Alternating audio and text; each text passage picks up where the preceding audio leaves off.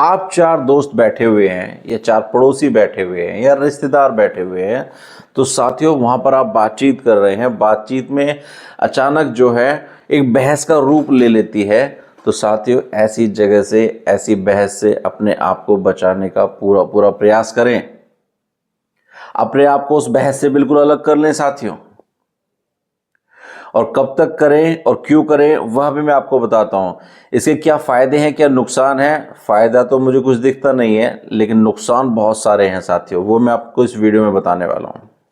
सबसे पहले, कब तक ऐसी बहस में ना घुसें, जब तक या तो आपको उस बहस के लिए आमंत्रित ना किया गया हो, तो बिल्कुल भी ऐसी बहस में जाने की कोई आवश्यकता नहीं है।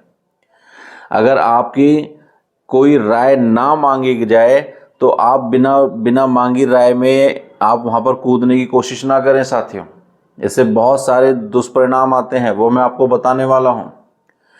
पहली बात, जब तक आपको कोई इनवाइट ना करे आप बिल्कुल ऐसी बहस से दूर रहें।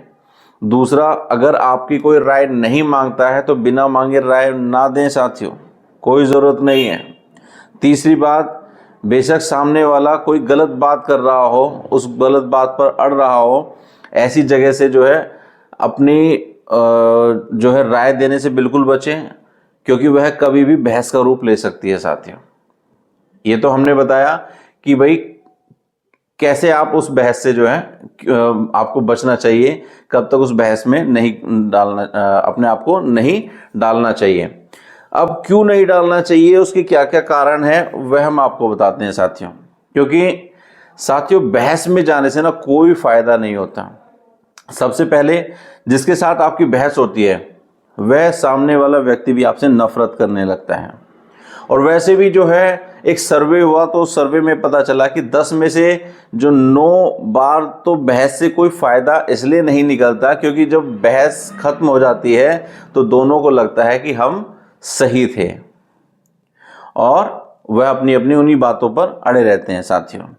इसलिए कहीं भी अगर आप बहस में हार जाते हैं तो साथियों आपकी हार होती है। मान लीजिए आपने किसी भी व्यक्ति से कोई बहस की, किसी भी बात को लेकर आप उस बहस में जो है कूद पड़े और आपको जो है आपने सामने वाले व्यक्ति को हरा भी दिया, आपने उसकी धज्जियां उड़ा दी, आप उससे उस बहस में जीत भी गए, तो आपकी हार ही होती है साथियों। क्यों होती है? क्योंकि जो सामने वाला व्यक्ति है ना, वह व्यक्ति आपसे नफरत करने लगता है, आपका एक विरोधी पनप जाता है साथियों। तो आपने बिना वजह की जो एक जो बहस थी उसमें जो पार्टिसिपेट किया, तो आपको कुछ फायदा नहीं हुआ, बशर्ते आपको जो है एक विरोधी और पैदा कर लिया।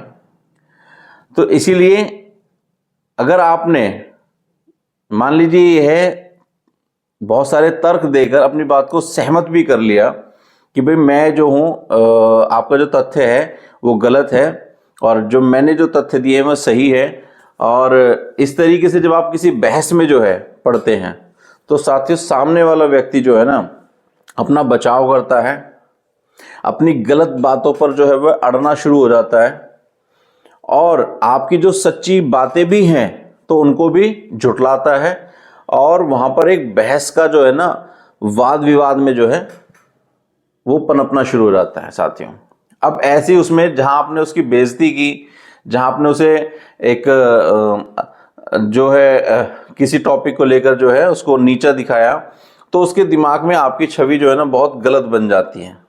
तो कोशिश करें, अगर वह किसी कुछ गलत बात भी कर रहा है, मान लीजिए कुछ गलत बातों पर ही अड़ रहा है, तथ्य प्रस्तुत कर रहा है, तो क्योंकि वहां से ऐसी बहस में पढ़ने से आपको कोई बेनिफिट होने वाला नहीं है, तो ऐसी बहस से आप बिल्कुल अपने आप को जो है बचा लीजिए। नहीं तो होगा क्या, आपके जो है सबसे पहले जो है दुष्परिणाम जो आएंगे कि आपके जो विरोधी पनपने शुरू हो जाएंगे। दूसरा, आपको जो है नापसंद करने वाले लोगों की संख्या बढ़नी शुरू हो जाएगी। और तीसरा, जो हमने पहले ही बताया था कि कभी भी आप बिना बुलाए जो है किसी भी बहस में हिस्सा ना लें, और जितने भी टॉपिक्स हमने बताए थे अपने आप को जो है ऐसी बहस से अपने आप को बचाने का प्रयास करें, क्योंकि ऐसी बहस से कोई लाभ नहीं होता, उल्टा आपको कहीं ना कहीं गलत परिणाम ही उसके आने शुरू हो जाते हैं साथियों।